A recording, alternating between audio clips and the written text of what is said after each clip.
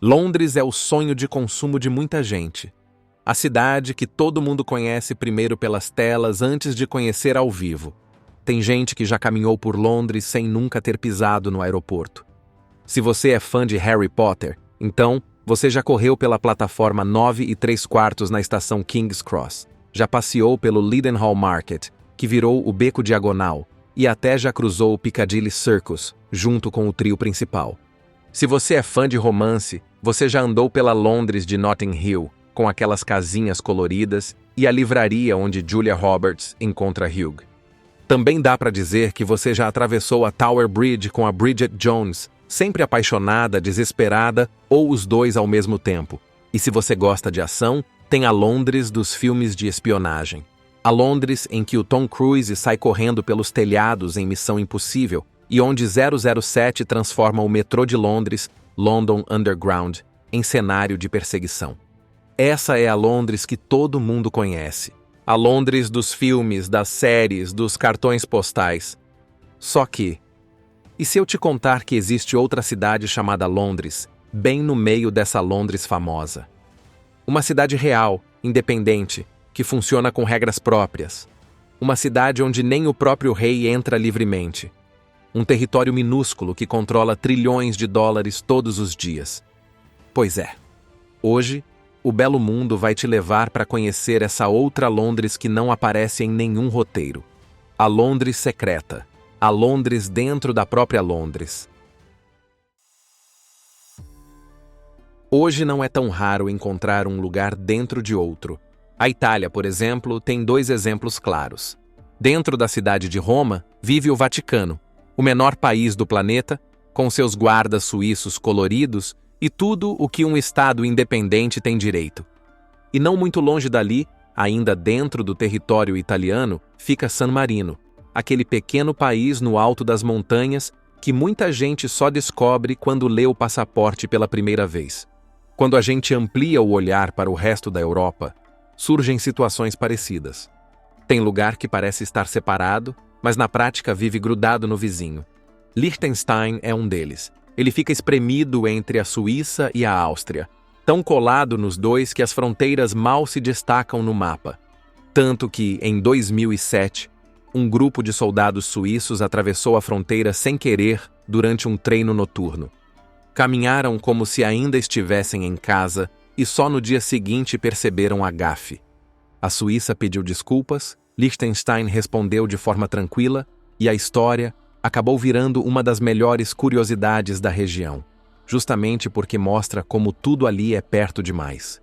E é nesse universo de lugares encaixados dentro de outros que chegamos ao destino de hoje. Um pedaço chamado City of London, que significa Cidade de Londres, dentro de Londres e que quase ninguém conhece. Para entender por que existe uma cidade escondida dentro de outra, a gente precisa voltar para um tempo em que Londres nem sonhava em ser Londres. Tudo começou quando os romanos pisaram na ilha e viram no rio Tâmisa uma rota perfeita para controlar quem entrava e quem saía daquela região. Foi mais ou menos no ano 43 que eles fundaram Londinium.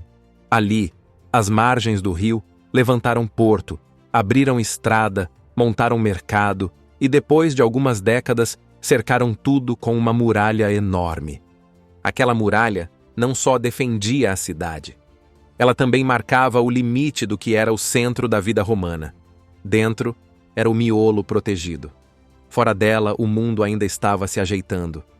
Essa organização durou por séculos, até que o Império Romano começou a afundar. Quando Roma decidiu puxar de volta suas tropas no começo dos anos 400, Londinium perdeu proteção e foi murchando. Virou um lugar meio abandonado, cheio de ruínas, mas com um detalhe que ninguém podia ignorar. O rio continuava ali, ligando o interior ao mar e atraindo comércio o tempo inteiro. Com o tempo, povos vindos do norte da Europa começaram a ocupar a região. Entre eles estavam anglos e saxões, que preferiram evitar as ruínas dentro da muralha e criaram um novo assentamento em área aberta, mais ou menos onde fica Covent Garden, um bairro central de Londres que tem boas opções de restaurantes e alguns dos melhores pubs da cidade. É uma região super charmosa, com ruazinhas apertadas de paralelepípedo, prédios antigos de tijolo vermelho, alternados com edifícios modernos, cheia de lojas de roupas e cafeterias. Mas na época era uma área de campo. Esse núcleo foi chamado de Lundenwic e virou o centro da vida local por várias gerações. Só que a Inglaterra entrou na mira de outro grupo. A partir do século VIII, os vikings começaram a atacar pelo rio, incendiando cidades e deixando Lundenwic vulnerável.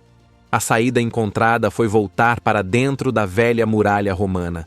Os anglo-saxões reforçaram as defesas, reconstruíram o espaço interno e chamaram essa versão fortificada de Lundenburg. Ali dentro era mais seguro. Ali dentro a cidade conseguia respirar. A partir dali, Londres renasceu de verdade. A vida voltou a se concentrar dentro das muralhas e as áreas externas começaram a crescer devagar. Os séculos passaram e as casas começaram a se espalhar para além da muralha antiga. Do lado de dentro continuava o miolo mais antigo, mais denso, mais conectado com o comércio. Do lado de fora, cresciam bairros, igrejas, ruas novas. Essa expansão lá na frente viraria a Grande Londres. O pedaço original, cercado lá atrás pelos romanos, virou o que a gente hoje chama de Cidade de Londres. No século XIII, esse pedaço já não era só um ponto no mapa. Ele tinha virado um dos principais centros comerciais da Europa. Mercadores, feiras, moedas diferentes, contratos, tudo circulava ali. E quanto mais a cidade se mostrava útil e rica, mais ela ganhava uma coisa muito especial: direito de decidir a própria vida. É aí que começa a parte curiosa da história. Com a cidade de Londres funcionando como um lugar cheio de comércio e dinheiro circulando, quem vivia ali começou a exigir mais do que segurança dentro de uma muralha. Eles queriam participar das decisões. Não fazia sentido ser o centro econômico e continuar tratado como qualquer vila perdida. Ao longo da Idade Média, foram surgindo reuniões entre quem mandava e quem trabalhava. Primeiro em assembleias abertas, depois em encontros mais organizados.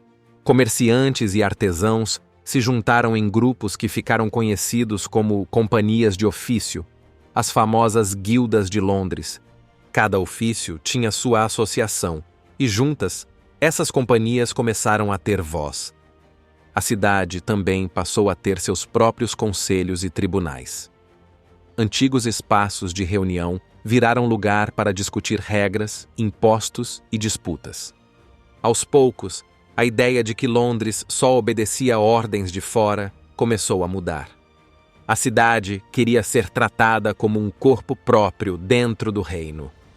Esse movimento ganhou força quando os reis começaram a depender ainda mais do dinheiro que circulava ali dentro. Em troca de apoio, empréstimos e estabilidade, a cidade recebia privilégios formais. Cartas assinadas pela coroa confirmavam direitos já praticados e garantiam outros novos. Entre esses documentos, o mais famoso de todos é a Magna Carta, de 1215, que reconhece as antigas liberdades da cidade de Londres. Essas liberdades não eram coisa simbólica. Elas significavam, por exemplo, poder escolher o próprio prefeito, ter tribunais próprios, ter regras específicas e não ser tratada como qualquer vila comum do reino. A cidade ganhou o direito de eleger seu próprio líder, e com o tempo, esse cargo virou o que hoje a gente conhece como Lord Mayor.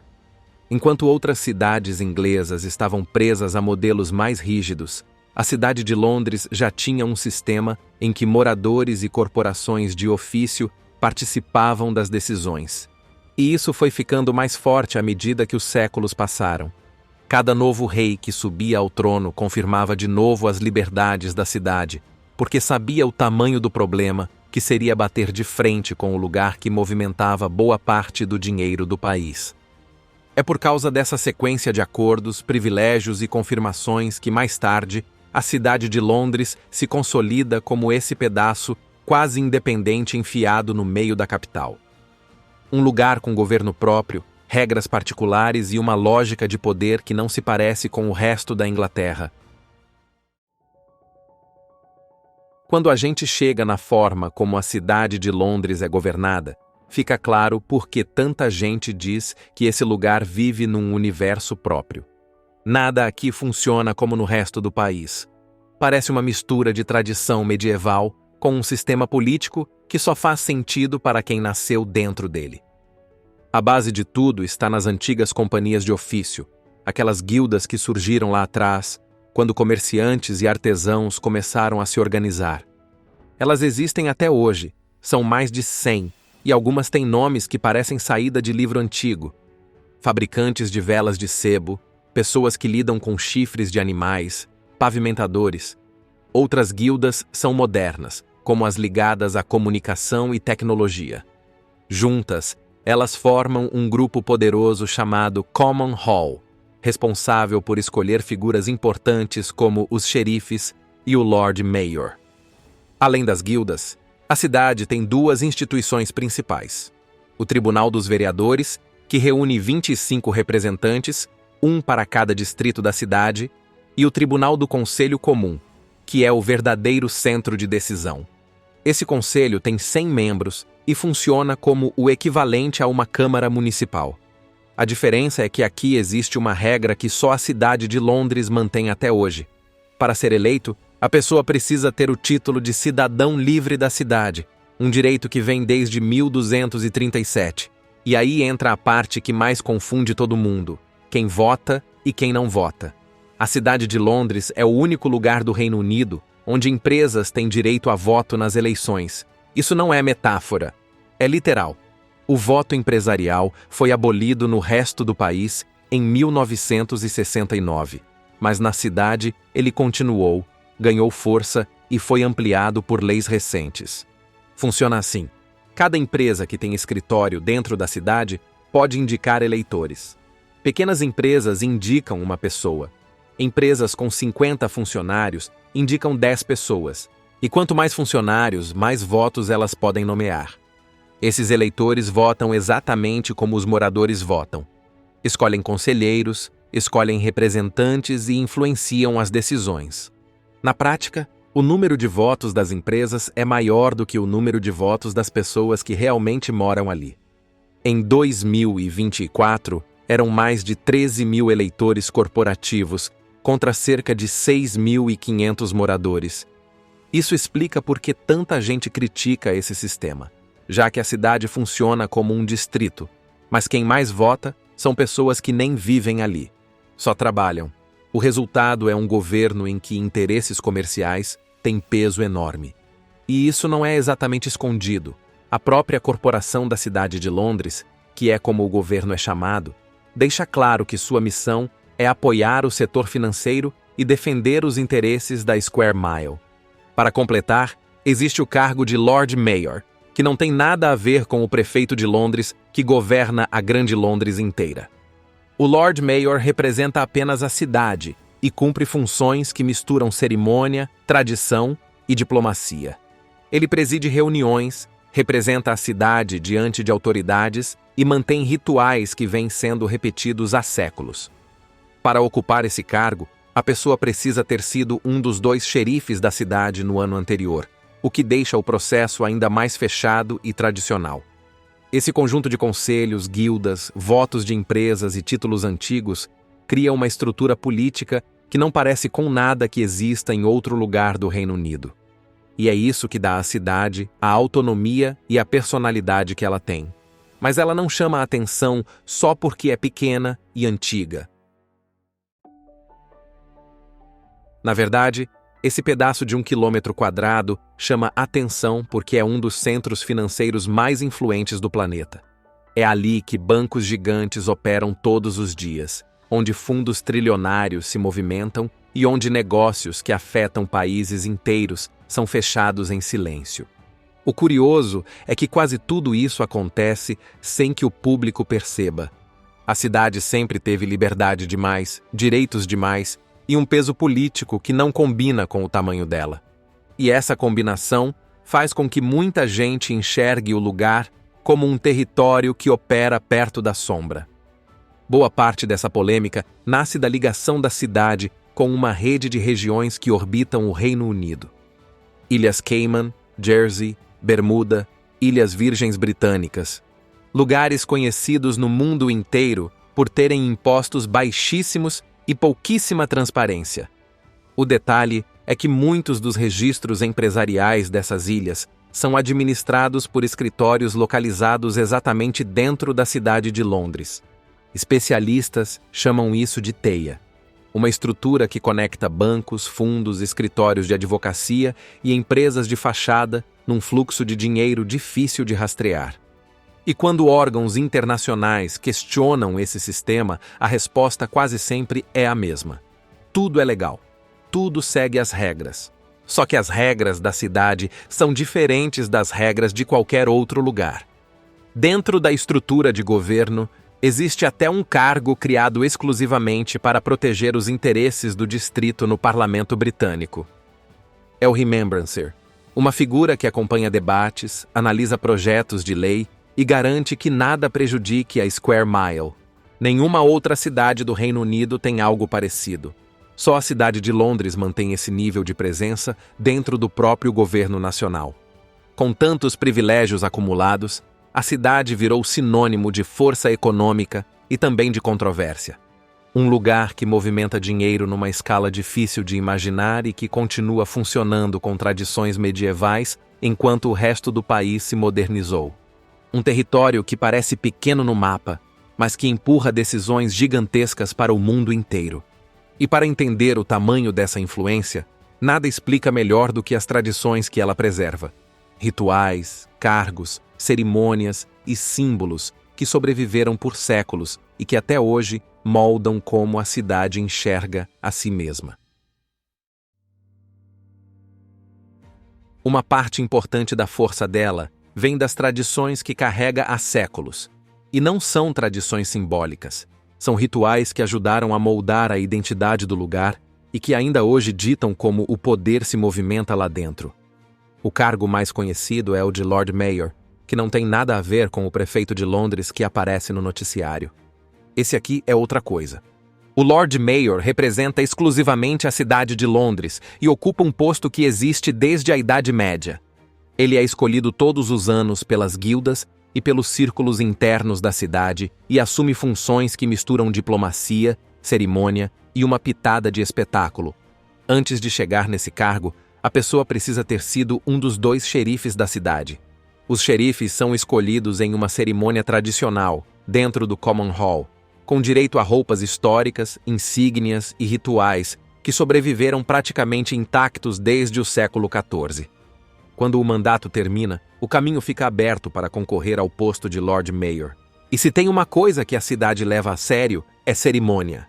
A mais famosa é a Silent Ceremony, quando o Lord Mayor assume o cargo. Ninguém fala nada, ninguém discursa, ninguém tenta fazer graça.